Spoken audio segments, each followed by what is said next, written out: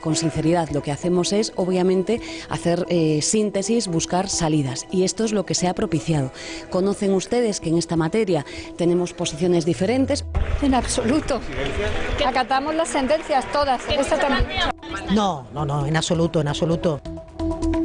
Buenas noches. Solo iban a tener una palabra, es lo que decían cuando se conformó el gobierno de coalición entre PSOE y Podemos, pero poco más de un mes después las grietas son más que evidentes entre los socios de Ejecutivo. Ellos mismos se muestran en evidencia ante las cámaras de los medios de comunicación a cuenta de la política de inmigración. Fernando Grande Marlaska pretende modificar la ley de asilo acatando la sentencia de Estrasburgo que avala las devoluciones en caliente en la frontera. Un movimiento que en Podemos no ha sentado nada bien y que consideran que contradice su acuerdo de coalición. No ha sido la única diferencia del día, también las fisuras se han hecho públicas con la ley de libertades sexuales que impulsa Irene Montero. La política migratoria, la ley de libertades sexuales, el caso de José Luis Ábalos, la continuidad de Félix Tezanos al frente del CIS o el nombramiento de Dolores Delgado como fiscal general del Estado. En la lista de diferencias esto es un suma y sigue. Parece que la tormenta se ha generado en un vaso de agua.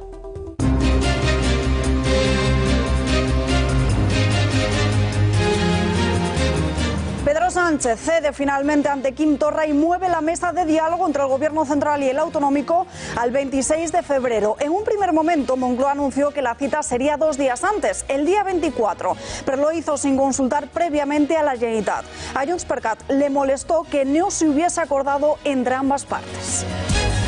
Lo más importante es que hablemos, en primer lugar, de las cosas en las que podemos llegar a un acuerdo de manera mucho más fácil. No empezar por las conclusiones, sino empezar por aquellas cuestiones que, lógicamente, podemos estar más de acuerdo ambas administraciones. Dolores Delgado vende su currículum profesional y defiende su etapa como ministra de Justicia. De este modo avala su perfil para ser nombrada fiscal general del Estado. Delgado ha comparecido esta misma tarde ante la Comisión de Justicia del Congreso. Se trata de su último trámite legal para poder acceder al cargo. El hecho de haber desempeñado el cargo como ministra de Justicia debe entenderse no como una debilidad, sino como una fortaleza. PP y Ciudadanos acordaron ayer acudir bajo una misma coalición a las elecciones del País Vasco. Esta mañana el equipo negociador naranja ha enviado una propuesta. En la lista, liderada por Alfonso Alonso a Ciudadanos, le correspondería el segundo puesto y al menos otros 3 de salida, 1 por provincia. Pero sin embargo los populares vascos se han desmarcado de esta propuesta. Pedro Sánchez directamente debe dar explicaciones sobre este asunto, si estaba al tanto y si no lo estaba, cómo permite que un ministro siga estando sentado en el Consejo de Ministros habiendo mentido a todos los españoles. Presentación del libro Cuando se tiene un hijo de Leopoldo López. Allí se encuentra nuestra compañera Patricia Tenorio.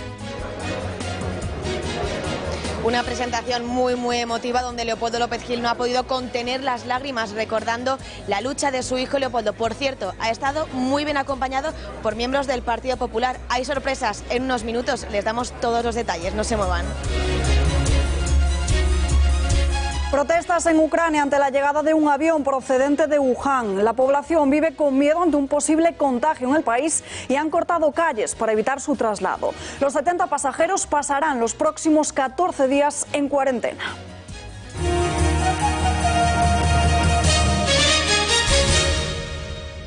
A la gestión económica de la Seguridad Social. Ahí lo que le hemos planteado desde el Ministerio es, a partir de junio del 21, iniciar los estudios para el examen de las materias relacionadas con la gestión económica de la Seguridad Social. Iniciar esto una vez con un plazo suficiente, darnos margen para todas el resto de competencias, una vez esté ya, digamos, los acuerdos del Pacto de Toledo muy bien avanzados y muy bien engranados. Los vascos consiguen una de las reclamaciones que venían manteniendo desde hace tiempo. El gobierno cede al País Vasco la gestión de la seguridad social.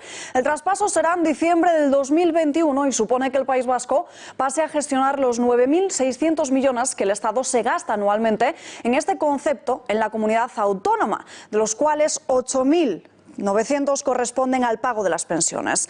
El País Vasco es una de las regiones donde la pensión media es la más elevada. Así se ha acordado en una reunión en Vitoria de la ministra de Política Territorial, Carolina Darias, y con el consejero vasco de Gobernanza Pública y Autogobierno, Josu Erkoreka. De este modo han concretado el calendario de transferencias pendientes.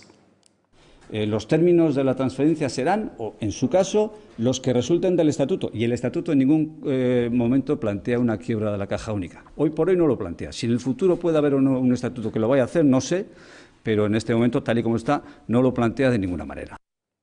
En base al acuerdo, el gobierno vasco va a asumir su gestión económica, es decir, sus medios económicos, materiales y personales, pero no va a tocar la caja única. Es lo que afirman desde Moncloa, pero desde la oposición piensan todo lo contrario. Pablo Iglesias e Inés Arrimadas consideran que al final sí que se va a alterar la Tesorería General de la Seguridad Social.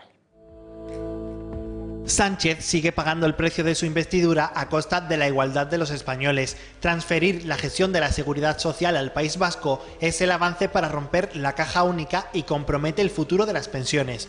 Un paso más en el desmantelamiento del Estado. Pues claro que nos preocupa, a los que creemos en la igualdad de todos los españoles nos preocupa, y además este es el paso previo y necesario para romper la caja única de las pensiones.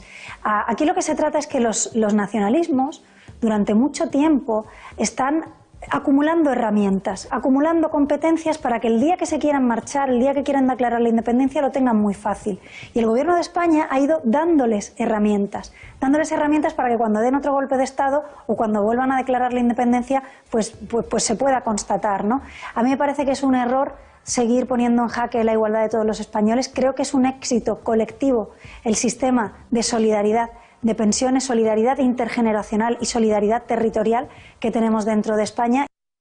¿Pero de qué transferencias estamos hablando? Xavier Urcajo, periodista y director de Pulso Económico. Muy buenas noches. Buenas noches, Alba. ¿Se va a romper la caja única, como afirma la oposición?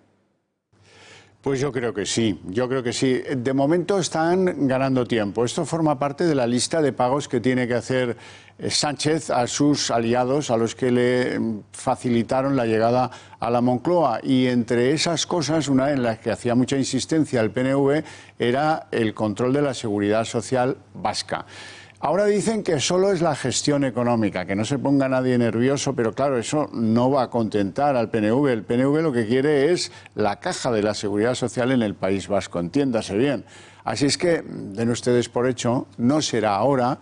Probablemente se abrirán unas negociaciones que concluirán en el 2021 o para el 2021, pero como Sánchez es el doctor fake y el doctor entregas, pues no le va a costar nada el ceder el control de la caja, de la parte vasca de la caja de la Seguridad Social, con lo cual es verde y en botella que al final se rompe la unidad de caja, porque es que si no, no va a cumplir con la expectativa que tiene negociada con los chicos de Urkullu. Gracias, Xavier, y muy buenas noches. Primer choque entre el Partido Socialista y Podemos. La reunión de las mesas de coordinación entre ambos partidos de este jueves ha comenzado con tensión. La diferencia más notoria del día pasa por la ley de libertad sexual. Los socios morados del Ejecutivo han mostrado su profundo malestar con Fernando Grande Marlaska y el Ministerio de Justicia. Han denunciado que el departamento está poniendo dificultades a su aprobación en Consejo de Ministros antes de la simbólica fecha del 8 de marzo. Fuentes socialistas han afirmado que esa demora se debe a que la reforma está mal redactada, atribuyendo los errores directamente a Irene Montero. No obstante, desde el Palacio de la Moncloa aseguran que la ley estará lista antes de esa huelga feminista. Esto es, se va a aprobar en el Consejo de Ministros del martes 3 de marzo. No es la única fisura que hay abierta entre los socios de gobierno. División a cuenta de la política de inmigración. Las devoluciones en caliente, que han sido avaladas por Europa, están en el ojo del huracán. Dijeron que tendrían una única palabra, pero ellos mismos se han puesto en evidencia porque mientras uno desmienten las diferencias, otros las confirman públicamente. Tensión en la frontera ideológica entre ambos partidos del gobierno, tensión precisamente por la política en las fronteras. El concepto migratorio de Marlaska, endurecer la ley de asilo y aceptar la sentencia del Tribunal Europeo de Derechos Humanos, es para Podemos algo contrario a lo pactado en el acuerdo de coalición. Diferencias que confirman sin pretenderlo desde el propio Ejecutivo. Primero, Carmen Calvo negaba discrepancias. En absoluto. Acatamos las sentencias todas. Esta también. Al igual que Montero. No, en absoluto, en absoluto. Pero la ministra de Trabajo las confirmaba. Tenemos posiciones diferentes, pero también conocen ustedes que tenemos un acuerdo de gobierno. Para Jaume Asens, alguien tendrá que ceder. Uno tiene que ceder, flexibilizar su posición y bueno, creo que hay puntos intermedios, ahora mismo no sé cuál, pero creo que hay puntos intermedios entre la posición del Partido Socialista y la nuestra. Esa sentencia del Tribunal Europeo a la que hacen referencia avala las devoluciones en caliente en la valla de Melilla. En la frontera con Marruecos las consideran legales y no contrarias a los derechos humanos. No violation of Article 13 of the Convention taken in conjunction with Article 4 of Protocol Number 4. Y apoyado en esa resolución, Marlaska ha acelerado las deportaciones a Mauritania en el caso de Canarias, porque la isla está viviendo un repunte importante. Bueno, en este momento hay un repunte importante en Canarias, no son los datos del año 2006, pero sí que es un repunte de un fenómeno migratorio que preocupa en el sentido que hay que dar cobijo a estas personas, hay que actuar en origen. Y trabajan ya en una nueva ley de asilo más restrictiva, porque desde el gobierno se respaldan en los datos. Dicen que la inmigración ilegal está descendiendo. Hemos reducido a la mitad en el año 2019 la llegada de inmigración ilegal por costa respecto al año anterior en España. Dentro de la polémica, Montero aseguraba que siempre se respetan los derechos humanos. La migración tiene que ser ordenada, pero que hay que garantizar los derechos humanos. Y el Ejecutivo emitía un comunicado asegurando que la política migratoria es una cuestión de Estado, que se apoya en el respeto y en el acatamiento de las decisiones judiciales y en los derechos humanos. La cuestión migratoria en uno de los ejes de la polémica entre Podemos y PSOE. Enfado de la Generalitat a días vista de que se produzca la mesa de diálogo entre el Gobierno central y el autonómico. Desde Presidencia se evidenció ayer el malestar a cuenta de la fecha porque no se había consultado entre ambas partes y Moncloa lanzó la cita sin previo aviso. Estaba fijada, como ya lo saben, para el próximo lunes, para el día 24 de febrero. Sin embargo, Quim Torra ha obligado a que Pedro Sánchez acepte mover esa reunión. Desde la Cámara Autonómica se trasladaron ayer varios días en los que el presidente de la Generalitat tenía hueco en su agenda, exactamente el día 21, el día 26, 27 y 28. Finalmente, el Gobierno ha aceptado que sea 2 días más tarde de la fecha inicialmente prevista y, por tanto, esa reunión queda fijada para el día 26. Como ven, Quim Torra no ha cedido a la presión de Pedro Sánchez y ha fijado sus propias condiciones. ¿Y quiénes van a estar en esa mesa del diálogo? Pues desde antes de conocer la fecha y la metodología del encuentro se comenzaron a filtrar nombres. Por parte del Gobierno socialcomunista, como saben, Pedro Sánchez y Carmen Calvo y también Pablo Iglesias. Les van a acompañar los últimos nombres que hemos conocido: Carolina Darias, Manuel Castells y también Salvador Illa. Algunos de ellos claros defensores de un referéndum para Cataluña. Y en el otro lado de la mesa van a estar Quim Torra, el vicepresidente Pere Aragonés y también la consellera de Justicia de la Generalitat, Esther Capella. Además de su habitual reivindicación del derecho de autodeterminación, otros 3 asuntos van a estar encima de esta mesa. El primero de ellos, pactar un calendario de trabajo. El segundo, que se reconozcan todas las partes del conflicto, incluyendo prisión y exilio. O lo que es lo mismo, la exigencia de que Sánchez acepte rehabilitar políticamente a Carles Puigdemont y a los encarcelados. Y ya por último, esa polémica figura de un mediador internacional. Quedan todavía 6 días, pero Pedro Sánchez también cede al chantaje separatista de la bilateralidad, hablando de 2 administraciones iguales. Se ha pronunciado sobre los asuntos que el separatismo va a llevar a este encuentro. El presidente del Gobierno ha lanzado la petición de abordar temas más sencillos para que así la negociación pueda avanzar. Esta vía de diálogo entre los 2 gobiernos y que seamos muy conscientes de que vamos a una negociación muy larga, muy prolongada en el tiempo, como consecuencia de muchos temas que se han ido anquilosando por la falta de diálogo por parte de las anteriores administraciones, y que creo que va a ser una negociación compleja.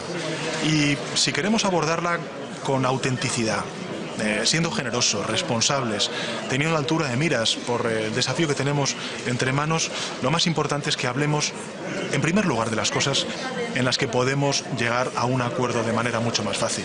No empezar por las conclusiones, sino empezar por aquellas cuestiones que, lógicamente, podemos estar más de acuerdo ambas administraciones. Junts per Cat y Esquerra están inmersos en una guerra por el control de las conversaciones, por llevar la bandera separatista y por tener el poder de esa mesa de diálogo. Gabriel Rufián ha rebajado hoy el tono, pidiendo que si se tiene que hablar sea en ese espacio de diálogo y no antes. Nosotros queremos que se hable en la mesa y no tanto de la mesa, y la fecha que acuerden los presidentes nos parecerá bien. Muchas gracias. Dolores Delgado, a examen en el Congreso de los Diputados. Esta misma tarde ha comparecido en la Comisión de Justicia del Congreso, el último trámite legal para poder acceder al cargo. Se trata de un procedimiento que certificaría que cumple con los requisitos que se exigen para ser nombrada como Fiscal General del Estado, cargo para el que Pedro Sánchez la nombró. Tras hacer un repaso a sus 30 años de trayectoria profesional, se ha defendido ante las críticas de la política y también de la judicatura por haber pertenecido al anterior gobierno socialista. Delgado ha insistido en que haber sido ministra le fortalece ahora, permitiéndole mantener una visión más general de la justicia. El hecho de haber desempeñado el cargo como ministra de Justicia debe entenderse no como una debilidad, sino como una fortaleza. El desempeño del cargo en relación con la Administración de Justicia, el hecho de haber propuesto y defendido normas legislativas de esa naturaleza y haber desempeñado la representación del Estado fuera de España, aseguran un mejor y más profundo conocimiento de la justicia. La garantía última, señorías, la constituye el propio diseño legal del sistema, que preserva la autonomía, la imparcialidad y la independencia del Ministerio Fiscal. En esa misma comisión, la representante de Bildu ha pedido que la Fiscalía exija de una vez por todas responsabilidades ante las torturas que se producían en nuestro país. El diputado de Vox, Javier Ortega Smith, ha intentado impedirlo, pidiéndole a la presidenta del órgano que le retirase la palabra. Un intento en vano. Investigue, aclare y exija responsabilidad por las miles de personas torturadas sistemáticamente, sí, digo sistemáticamente, por las fuerzas y cuerpos de seguridad de Señora Presidenta, ruego la interrupción, pero esto es inaceptable. Mire, apelo al artículo 72.1 y al artículo 103 del reglamento por una falta de decoro con respecto a las instituciones. Es intolerable que se esté hablando de prácticas reiteradas de torturas. Es inaceptable. Apelo a esta presidenta para que le retire el uso de la palabra. Señor Ortega, por favor, la señora diputada está haciendo uso de su turno de intervención. Señora, no puede faltar al respeto hablando de tortura sistemática. Señor Ortega, no tiene usted la palabra. Una vez más, José Luis Ábalos ha vuelto a ser desmentido por los medios de comunicación. Según publica en exclusiva el diario El Mundo, el gobierno organizó la llegada de Delcy Rodríguez 24 horas antes de su aterrizaje en el aeropuerto de Madrid-Barajas. El ministro de Transporte había asegurado que en el gobierno se enteraron de este viaje a tan solo 4 horas de esa llegada. Pero según este periódico, parece que tuvieron un día entero para preparar la visita. Esto significaría que intentaron ocultar de todas las formas posibles que no se supiese de la parada de Rodríguez en el aeropuerto. En las grabaciones del aeropuerto se vería como la número 2 de Nicolás Maduro entró en territorio nacional sobre la 1:30 de la madrugada y lo hizo acompañada por el ministro de Transportes, por José Luis Ábalos. Las grabaciones desvelan más detalles, como que se levantaron los controles de seguridad y documentación. Es decir, que no obligaron en ningún momento a Delcy Rodríguez a pasar por el control fronterizo. Esto supone un nuevo capítulo en la polémica de José Luis Ábalos y ha elevado las críticas de la oposición. Ya no solo se trata de las mentiras, de las diferentes versiones que el número 3 del PSOE ha dado, sino que sacude al Ejecutivo entero. El Partido Popular considera que la responsabilidad ha pasado a ser del presidente del Gobierno por su conocimiento de los hechos un día antes. Las filas de Pablo Casado piden que dé explicaciones urgentes. Las informaciones que hemos conocido hoy respecto de que el Gobierno ya sabía que Delcy Rodríguez iba a pisar suelo español, que cuando llegó se le acompañó a una sala, que se evitó que pasara por un control de seguridad, como hacen el resto de españoles, sean o no autoridades, cuando llegan a un aeropuerto de cualquier país, son extremadamente graves y, en este caso, Pedro Sánchez directamente debe dar explicaciones sobre este asunto, si estaba al tanto y si no lo estaba, cómo permite que un ministro siga estando sentado en el Consejo de Ministros habiendo mentido a todos los españoles. El caso Ábalos ya ha pasado hoy a ser el caso de Pedro Sánchez, el caso de la gran mentira del Partido Socialista. Se lo avanzábamos en titulares. El eurodiputado Leopoldo López presenta en el Club Siglo XXI su nuevo libro y ha estado arropado por muchas caras conocidas de la política. Patricia Tenorio, muy buenas noches.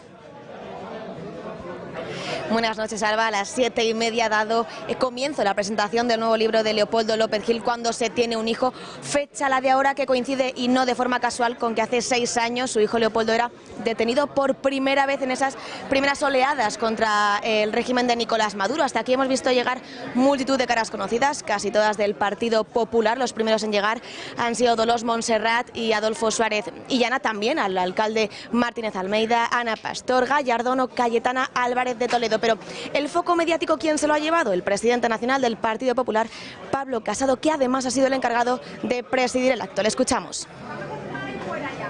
Sabía lo que le esperaba al quedarse en su patria. Lo sabía muy bien. Pero como cuentas en uno de los artículos del libro, él os dijo: prefiero explicarles a mis hijos por qué estoy preso que explicarles por qué no tienen país. Qué valiente, Lirian, haber apoyado a tu marido en esta decisión. Qué valiente. Pablo Casado además ha aprovechado para hacer un llamamiento, hacer una declaración de intenciones, una promesa al pueblo venezolano.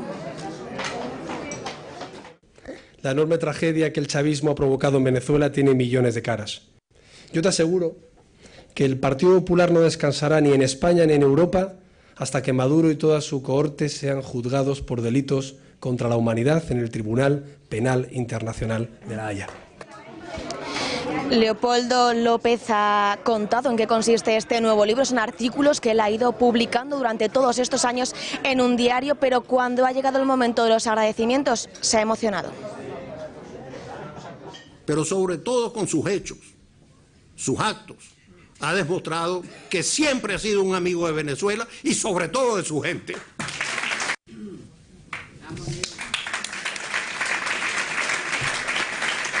Antonieta, Diana, otra activista trabajando durísimo, y a Lilian, a quien no la tengo que presentar, y a los que no están aquí. Todos, gracias. Patricia, gracias y muy buenas noches. Y esta semana se ha acabado el tiempo que concedió el Gobierno a Murcia para que retirase el PIN parental y ya han acudido a los tribunales. La ministra de Educación, Isabel Celaá, se ha pronunciado hoy asegurando que no tiene ningún problema en reunirse con la consejera del ramo de la región y darle las explicaciones oportunas. Un encuentro que desde Murcia rechazan hasta que se resuelva el recurso judicial. Nosotros hemos hecho lo que anunciamos, no contestaron al requerimiento más que de manera negativa y por lo tanto hemos cumplido con nuestra obligación de proteger el interés superior del menor, presentando el recurso contencioso administrativo al Tribunal Superior de Justicia de Murcia, que ayer lo admitió a trámite y ahora tiene que seguir el proceso. Nosotros no tenemos ningún inconveniente en encontrarnos con la consejera murciana, como hemos venido demostrando a lo largo de todo el recorrido. Fue ella la que nos pidió posponer la reunión. No tenemos ningún inconveniente, estaríamos encantados en explicarle las razones, si es que todavía no las ha entendido, de por qué se interpone este recurso. Mañana viernes vencía el plazo para que Ciudadanos y Partido Popular pudiesen presentar una candidatura conjunta en el País Vasco, pero ambas formaciones llegaron ayer a un acuerdo, una lista electoral conjunta que va a encabezar el popular Alfonso Alonso. El negociador de Ciudadanos, José María Espejo, envió por la mañana un documento al número 2 del PP con las bases del acuerdo. La idea es que haya una comisión del Partido Popular y el Partido de Ciudadanos que elabore un programa electoral de la coalición, donde se pacten aquellos puntos fundamentales que va a defender conjuntamente y también aquellas cuestiones, evidentemente, en las que los partidos, como partidos diferentes, tendrán posibilidad de elevar iniciativas diferentes o votar diferente en el seno del Parlamento. En cuanto a los representantes de Ciudadanos, se ha acordado que van a haber 2 de ellos al menos en puestos de salida. En principio serían en las provincias de Álava y Vizcaya. Y en cuanto al resto de la lista, pues evidentemente se acordaría un reparto entrando ya en cuestiones más proporcionales y demás. En esa propuesta enviada por la formación naranja, Ciudadanos le correspondería el segundo puesto de la lista que lidera Alonso y al menos otros 3 puestos de salida, 1 por provincia, pero desde el PP se desmarcaban considerándolo inasumible. La propuesta anunciada por Ciudadanos sobre las candidaturas para una posible coalición electoral en el País Vasco es inasumible. No guarda relación con la realidad de cada partido aquí y no forma parte de ningún acuerdo con el Partido Popular. Uno de los temas por los que esta semana se ha estado movilizando el campo se debate hoy en Bruselas. Hasta allí se han trasladado varias asociaciones agrarias para mostrar su profundo malestar con la propuesta del Consejo Europeo de recortar un 14% los fondos de la PAC.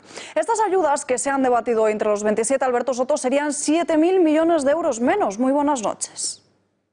Sí, el campo español perdería al año más de 900 millones de euros, unos recortes englobados en los presupuestos que estarían vigentes entre 2021 y 2027. Unos recortes que, de llevarse a cabo, para el campo español serían unas pérdidas alarmantes, dicen las organizaciones agrarias, que tendrán un descenso drástico del desarrollo rural. Hoy ha comenzado ese Consejo Europeo para negociarlos, esos presupuestos que tendrán una duración de 7 años, y Pedro Sánchez tiene ya que empezar a negociar porque dependerá de su alianza con Francia, con Macron y también con Portugal para perder lo menos posible. También ha afectado en esos presupuestos la salida de Reino Unido de la Unión Europea. Era una de las principales potencias y también una de las que más dinero aportaba, entre 12.000 y 14.000 millones de euros anuales. Esos recortes, ese dinero que ya no está entrando en la Unión Europea, reduce el bote que tienen para repartir todos los Estados miembros y también puede influenciar en esos recortes que se van a implicar en la PAC. El 80% de esas ayudas directas a España provienen de la PAC y de momento se prevé casi imposible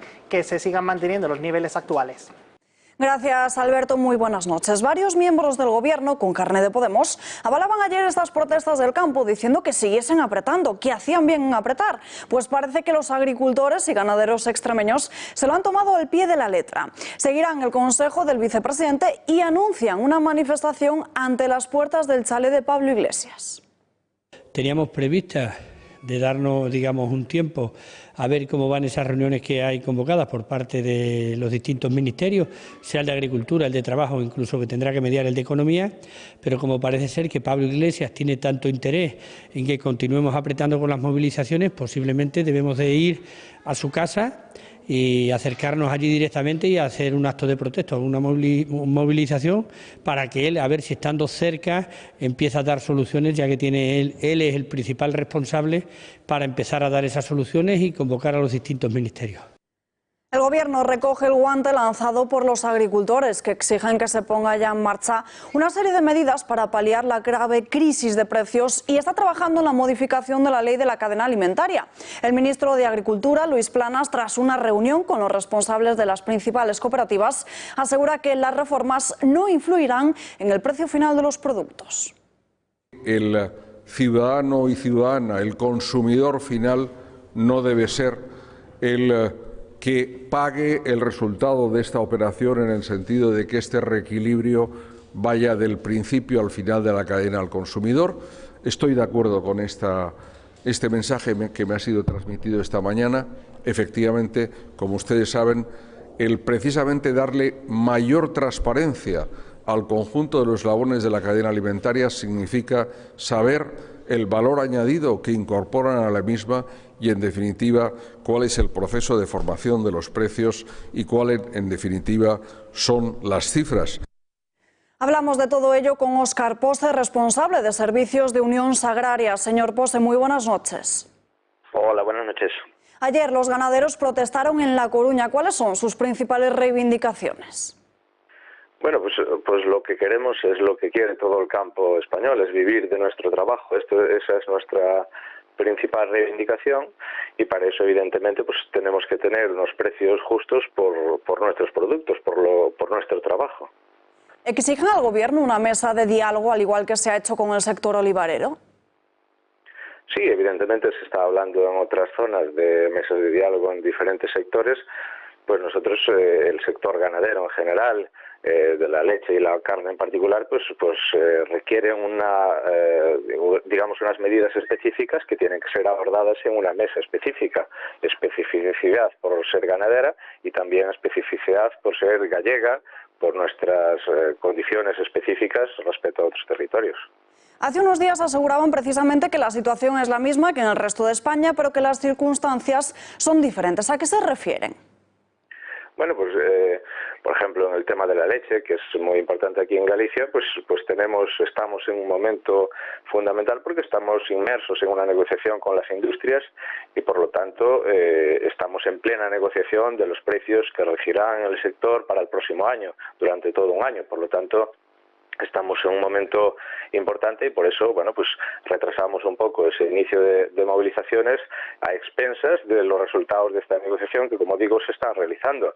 Y también porque llevamos ya en el 2015 hubo unas grandes movilizaciones en el sector lácteo, donde tuvimos unos resultados, unas propuestas que al final, pues parte de ellas se están proponiendo ahora otros sectores y como vimos que aquí no dieron sus resultados, no tuvimos un incremento importante de precio, por lo tanto, pues por eso hay una especificidad diferente en el sector lácteo y en Galicia que no hay en otras zonas. Hoy se están debatiendo en Bruselas las ayudas de la PAC, un recorte de las mismas. ¿Qué supondría para Galicia? Bueno, pues supondría para Galicia y para el resto de comunidades y para el resto de productores pues un problema grave, porque como digo, tenemos un problema de precios y ese problema de precios en parte es compensado con ayudas europeas. Es decir, para que el precio de los productos en la distribución no le sea demasiado caro al productor, se establecen una serie de ayudas que van al productor. El productor, pues se nos paga unos precios más bajos y se compensa en parte con ayudas. Por lo tanto, si no hay esas ayudas, si el precio sigue siendo bajo, por debajo de los costes de producción, pues evidentemente pues será todo un desastre, ¿no? Se acumulan precios bajos, falta de ayudas que compensen esos precios bajos, por lo tanto, y si nos siguen, por otro lado, aumentando las exigencias medioambientales, de bienestar animal y demás, por lo tanto es totalmente inasumible. Desde luego, Óscar Pose, gracias por atender nuestra llamada. Muy buenas noches. Gracias a vosotros. La COE rebaja la previsión de crecimiento para España para el 2020. Lo hace a la baja y apunta a un crecimiento del 1,5% en este 2020. Para el 2021 estima que el PIB se sitúe en el 1,4%. La patronal señala que se trata de las tasas más bajas desde 2014, año en el que se inició la recuperación, lo que se explica por el proceso de desaceleración en el que se encuentra inmersa la economía española. En libertad con cargos y medidas cautelares el hombre que pegó a una mujer y que dio una paliza a un joven que intentó detenerlo. Esta misma mañana la policía ha detenido al individuo de 19 años que desde que supuestamente sucedieron los hechos se ha estado escondiendo en distintos domicilios para evitar ser detenido. Fue el pasado sábado a las puertas de una discoteca cuando este joven estaba agrediendo a su pareja y Raúl, de 23 años, acudió en auxilio de la mujer. Tras la agresión, Raúl quedó inconsciente, tendido en el suelo, por lo que tuvo que ser trasladado de urgencia a un hospital donde tuvo que someterse a una intervención quirúrgica para reponerse de las lesiones tan graves que sufrió en la cabeza. El juzgado de Murcia le ha dejado ahora en libertad con cargos y con medidas cautelares por un delito de lesiones agravado. La juez establece una orden de alejamiento del hombre actualmente hospitalizado. Además, se establece otra orden de protección para la chica, que además es menor de edad. Desmantelada la primera fábrica clandestina de tabaco subterránea en Europa. El búnker a 4 metros de profundidad ha sido descubierto en Málaga y estaba oculto bajo un contenedor en una cuadra de caballos. Tenía un circuito de aire alimentado diariamente con gasoil y capacidad para la fabricación de 3.500 cigarrillos por hora. En la operación han sido detenidas 20 personas, integrantes de una red criminal compuesta por ciudadanos de origen británico, lituano y ucraniano, que además de a la fabricación distribución ilegal de tabaco, también se dedicaban al tráfico de estupefacientes. Durante el registro, los agentes se encontraron con 153.000 cajetillas listas para vender, 17.000 kilos de picadura de caballo, 20 kilos de hachís y más de 100 de marihuana. Nuevo golpe a los narcopisos de Madrid. La Policía Nacional ha detenido a 10 personas que formaban parte de una organización criminal. Esta red gestionaba 4 narcopisos de los barrios madrileños de Tetuán, Villaverde y de Centro. Los narcopisos funcionaban a pleno rendimiento desde hace un año, despachando heroína y cocaína a bajo precio. Los agentes de la policía llevaron a cabo varios registros en estos pisos, en los que además se encontró a 2 menores, de los que se informó a los servicios sociales. Estos menores residían en este domicilio convertido en un despacho de droga al por menor. En los registros efectuados en estos narcopisos, los agentes incautaron más de 1 kilogramo de heroína, 35 gramos de cocaína, 1,5 kilogramos de sustancia de corte, material para su elaboración y venta de droga, además de 7.600 euros en efectivo. Durante el 2019, la Policía Nacional desmanteló más de 80 narcopisos y practicó 178 detenciones por esta modalidad delincuencial. 32 personas que formaban parte de una organización que traficaba con drogas han sido detenidas en el País Vasco, Valladolid, Sevilla y Asturias. El perfil de los arrestados corresponde a una media de edad que oscila entre los 40 y 45 años, excepto 2 mujeres, una de origen búlgaro y otra marroquí. Y los delitos que se les atribuyen abarcan tráfico de drogas, tenencia ilícita de armas, pertenencia a grupo organizado y también falsificación documental. La investigación se abrió en abril del pasado 2019, cuando agentes de la Guardia Civil y de la Policía Nacional de Valladolid estaban investigando a determinadas personas que, al parecer, distribuían estupefacientes en la provincia. Ocupación y construcción irregular de naves de uso agrícola o industrial, algunas de ellas convertidas en viviendas. Es el motivo por el que 18 personas están siendo investigadas ahora mismo por la Guardia Civil. La operación se está llevando a cabo desde primera hora de la mañana de este miércoles, de este jueves, en el polígono industrial de Isla Mayor de Sevilla, y a los investigados se les atribuye los delitos contra la ordenación del territorio y contra el medio ambiente. Los ahora investigados no solo carecían de autorización o licencia de proyecto técnico, sino que las obras realizadas usurpaban dominio público marítimo terrestre, por lo que se les imputa una fianza en virtud del coste de reposición del suelo a su estado original. Un hombre de 66 años ha estado en coma durante 20 días tras haber sufrido una paliza. Fue un vecino de 62 años de Camarca de Esteruelas el que le dejó en estado crítico y, según ha declarado, por haberle mirado mal. Este jubilado ya ha sido detenido por la Guardia Civil, acusado de un supuesto delito de tentativa de asesinato. La víctima estaba paseando por un camino cuando este hombre le agredió brutalmente, golpeándole con un objeto contundente, y le dejó inconsciente y desangrándose en un camino hasta que fue encontrado por un ciclista. El arrestado, un ciudadano español con antecedentes por delitos de lesiones y malos tratos en el ámbito familiar y 2 infracciones administrativas por portar armas blancas, ya ha ingresado en prisión preventiva.